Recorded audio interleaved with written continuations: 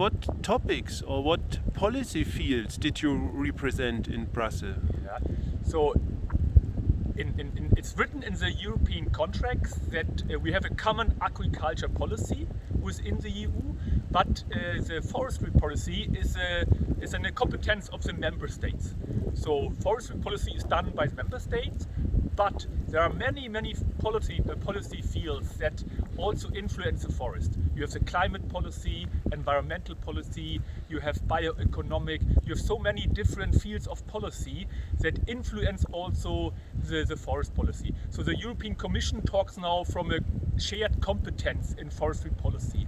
And just for example, one big issue in Brussels that influence also the forest policy is climate protection.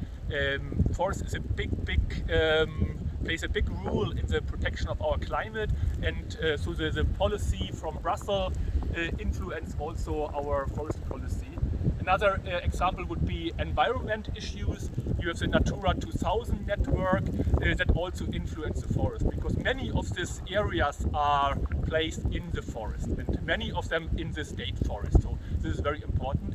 And yes, Justavor tries that there is a balanced policy. You have a very strong lobby in Brussels from environmental organizations, from NGOs. They represent the environmental aspects. And Justavor tries to find a balance between also environmental issues, but also forestry economic issues. So that we don't take everything under protection, that we also do sound, sustainable forest management. Okay, thank you. For example, yes.